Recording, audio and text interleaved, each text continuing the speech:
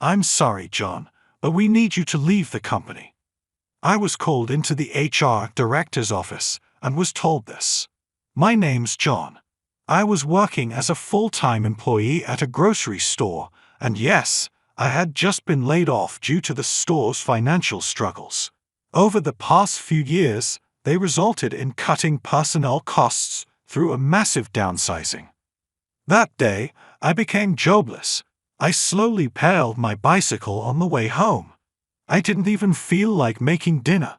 Although it'd be a bit of a detour, I thought of picking up a takeaway burger, so I took a less traveled back street off the main road. Just when I was almost at the burger shop, I noticed an elderly lady sitting on the ground. "Are you okay?" I hopped off my bike and ran over. She had fallen and hurt her leg. She couldn't get up on her own and was in distress since there weren't any people around to help. "Sorry about this. Could you give me a hand? Without something to hold on to, it's hard to get up." Ouch! Even though she grimaced in pain, it seemed like she could walk with a limp. I quickly gathered up her scattered groceries and put them back in her bag. "Good that nothing here looks broken or crushed. Thank you so much. You're a lifesaver." As we talked, I properly looked into the elderly lady's face for the first time. "Wait a minute, aren't you that guy from the store?" With what she said, I finally remembered. This elderly lady was a regular customer at the grocery store where I worked. Perhaps recognizing a familiar face put her at ease as she looked relieved. She tried to receive the grocery bags from me, but it was clear she couldn't carry them and walk. I asked if there was anyone who could come pick her up, but at this time of day, no one was at home. Worried she might fall again, I decided to carry her bags and accompany her home. "I'm so sorry, John. Thank you." She held onto my arm and we walked slowly together. "If you could lead me to a handrail, I'll be fine from there. Thanks so much for helping." She kept apologizing, so I reassured her with a smile that it was no trouble at all. "You really are kind. You always serve customers with a smile at the store, which makes me very happy." While I appreciated her kind words, it made me feel a bit conflicted. That feeling turned into a faint laugh. "You seem a bit down. Everything okay?" She gave me a curious look, occasionally glancing at my face. "Well, actually today was my last day at that store." "Oh dear, were you transferred or did you find another job?" When she asked, I honestly told her that I'd been laid off. As we chatted, we arrived at her house. It was a slightly large single-family home with stylish flower beds on both sides of the walkway leading to the entrance. With garden lights illuminating our path, we walked slowly towards the front door. "You can put everything down here. That bag must have been heavy. I'm truly grateful that you passed by. Thank you." There was a step leading to the front door, and the thought of her possibly falling inside had me concerned. "If you don't mind, I can carry it inside for you." Upon my offer, the elderly lady replied with a pleased look. "Well then, I might just accept your kind offer." After I finished carrying the bag, she offered me some tea as her proof of appreciation. Just then, her cell phone rang. "Oh, it's Ashley. Please excuse me for a moment." She apologized to me and took the call, updating the person on the other end about the situation. "There's no need to rush. Could you pick up some lunch?" Yes, that sounds good. Thanks, dear." She hung up the phone after saying that. "That was my granddaughter," she said. "She'll be home soon." Hearing that, I felt relieved and thought about leaving. "Wait, Ashley is bringing lunch. It's getting late, and she said she's getting lunch for you too. I think she's already picked it up from the deli. Please, can you at least accept that from us?" Hearing her plea, I hesitated about what to do. Then I decided to graciously accept her kind offer. I was invited to sit, and we made small talk until Ashley returned.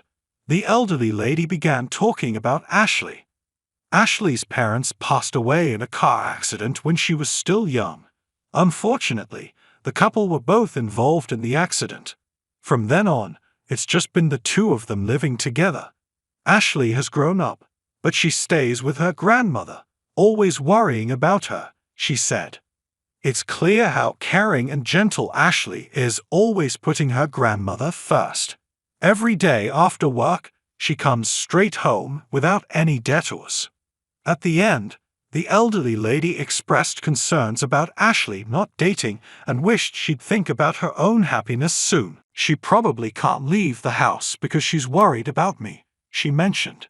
You know, I'd be thrilled if a kind person like you married her. Oh, speaking of which, would you consider marrying my granddaughter? What? She really is a wonderful girl and quite clever. This turn of events was absolutely unexpected. Having her suddenly propose marriage threw me off, and the tender feelings I'd felt earlier flew right out the window. But it got me thinking, is being offered a marriage proposal a common thing in the service industry? I've been approached with the "how about my daughter" line at the supermarket before, and I've heard my female coworker getting the "be my son's bride" line. It's always awkward when someone says that. All you can really do is laugh it off. Suddenly, I heard "I'm home" from the entrance. I figured Ashley must have returned and got up from my seat.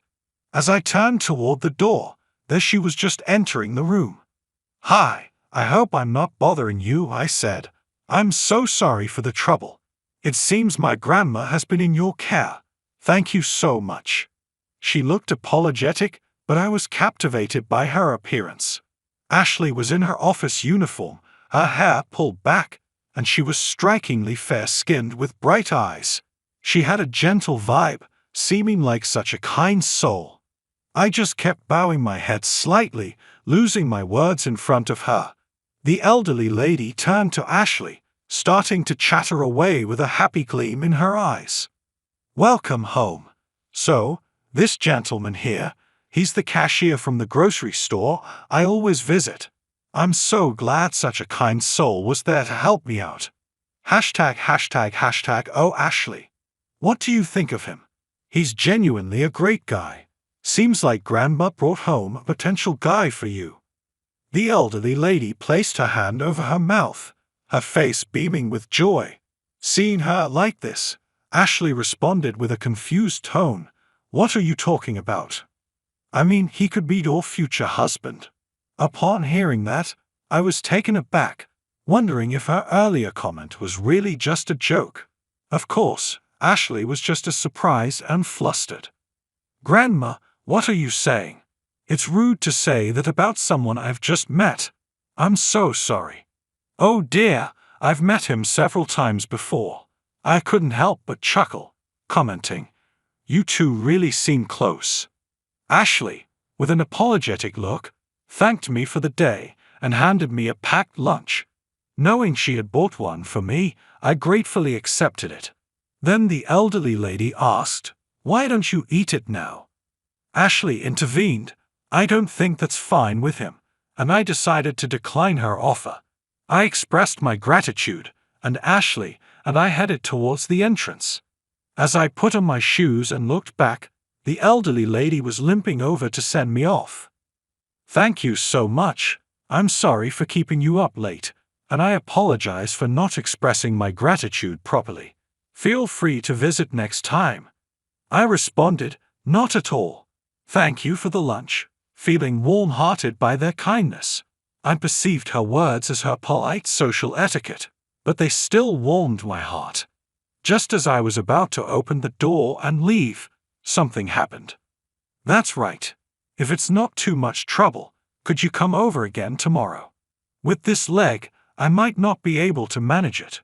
Apparently, she's arranged a delivery of plants and saplings for her garden tomorrow, but with the pain in her leg, she might not be able to do the job properly.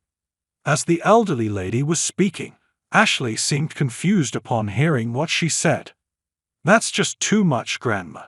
You're acting weird today. Are you okay? You didn't hit your head, did you? Let me check if you have any injuries." "I didn't hit my head at all. It's just my foot that hurts." Ashley seemed genuinely concerned, checking Grandma's head for any injuries and asking if anywhere else hurt. With what the elderly lady has asked me, I was surprised too, although I'm jobless anyway, and I don't have any plans for tomorrow. If she needs help, I have plenty of time. Should I come over tomorrow? Only if it's not a bother. Ashley hesitated, apologizing, but in the end, we agreed I'd visit in the afternoon. The next day, as promised, I went to the elderly lady's place. Thank you so much. You're a lifesaver. While I had the elderly lady sit on a small chair, she taught me how to care for the garden. After all, we both enjoyed this moment. But during that, I heard an interesting story.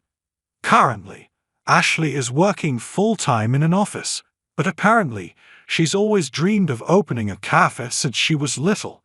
She's even graduated from a culinary school.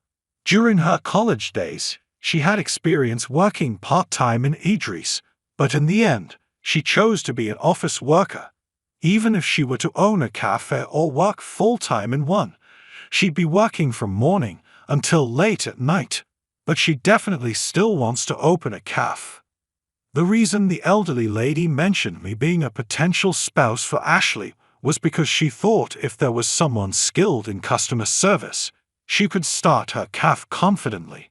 Plus, she genuinely felt that Ashley and I might get along well. The day after hearing that, I went over to the elderly lady's house again. After replanting some flowers yesterday, there was some space left, so I decided to buy more plants to fill it. Today's Saturday, and it seems Ashley had a day off. I made her quite surprised.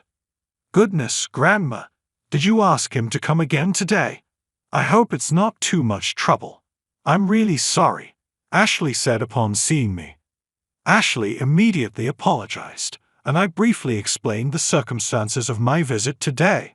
After planting the additional flowers and watering them, Ashley kindly offered, "Why don't you take a break sitting on the porch?" The three of us sipped on our coffee. Then the elderly lady cleared her throat softly and said, "Hey Ashley, I really want you to achieve your dreams soon." "Ah, what do you mean?" Ashley tried to play it off with a tilted smile. "I don't want you to hold back just for me. I know you're still planning a lot of things," the elderly lady revealed. She knew how Ashley secretly jots down numerous notes in preparation for her dream. It'd be tough to do it alone, but maybe with someone else's help, it'd be easier.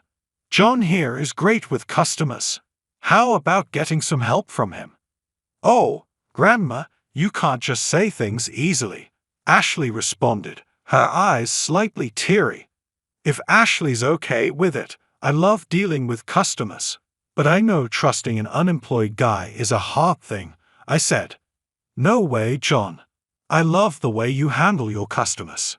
You'd be a great partner for Ashley," the elderly lady said without missing a beat, making both Ashley and me chuckle. "Oh, Grandma, always acting wild on your own," Ashley playfully remarked. The three of us laughed, lightening the mood for a bit, but soon after, Ashley's expression changed. She seemed deep in thought, biting her lip. "You know, maybe Grandma is right. Maybe now's the time to start," Ashley murmured, as if speaking to herself. Maybe she changed her mind, but Ashley mentioned she would reflect on it for a day. Then the following Sunday, I went over to the elderly lady's house again. It seemed her leg was improving, so I thought of making today the last day of taking care of her. As I was working on the garden with the elderly lady, Ashley approached me, asking, "Can I talk to you for a sec?" She had prepared coffee on the porch, and in her hand, she held a notebook. "It's a little embarrassing, but can you take a look?" she said, handing over the notebook she had been gripping tightly. Flipping through a page, it was filled with writing. Surprisingly, every page was like that. There were drawings of an ideal cafe's exterior, food illustrations, and tons of recipes. I couldn't help but exclaim, "This is amazing! I've been thinking about opening a cafe. I really want to do what I love," Ashley said, looking a bit shy, her eyes sparkling. When Ashley thought about doing it on her own, she was worried about being completely tied down to the business and also concerned about her grandma being at home, all by herself. But she felt that if someone could be with her, it might ease some of that stress. Moreover, Ashley mentioned she had seen me working at the grocery store. She recalled that I had good customer service skills. If it's not too much trouble, could you join me? I know it's a bit shameless of me to ask. The idea of me becoming a cafe employee wasn't something I had taken too seriously. I never expected her to actually ask. But seeing Ashley's passion in her notes and my own desire to work in customer service again, combined with my urge to try something different, I felt a spark. If you're okay with me, let's do this together, I said, holding my hand out to Ashley. Seeing this, Ashley looked surprised but gave a joyful smile. We then firmly shook hands. She must have been nervous asking me. "Oh, thank goodness," she exclaimed, shaking my hand vigorously. She was genuinely happy. "Shall we open up our own cafe?" she asked excitedly. "Let's go for it." I matched her enthusiasm and responded cheerfully. From that day on, Ashley and I exchanged contact information, communicated through emails, and discussed things at home. We looked at vacant store spaces together and consulted with contractors. Ashley steadily progressed with the preparations, and I supported her throughout. In addition, I began a morning part-time job until the cafe was set up. Although I had some savings, I thought it would be a good idea to earn a bit more for daily expenses since I had the time. And 6 months later, the cafe opened. We found a perfect little vacant shop, and with some renovations, we were ready to start. On the opening day, the place was bustling with neighbors, friends, and people who had seen our flyers. After closing on the grand opening day, they held a celebratory gathering with the elderly lady joining in too. "Thank you, John, for making this dream come true with me." "No, I should be the one thanking you. See, I knew my intuition about you was right. Must be fate."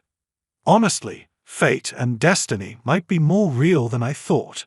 The day I was laid off from my job, I helped an elderly lady and met her granddaughter Ashley. Now I'm working beside Ashley to open her dream cafe. You see, John, it wasn't in vain, right?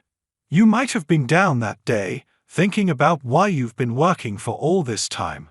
But now, your warm hospitality is shining. It all had a purpose, and of course, it's also because you're such a good person, right? Ashley, Grandma found a keeper, didn't she? At that, both Ashley and I exchanged she smiles.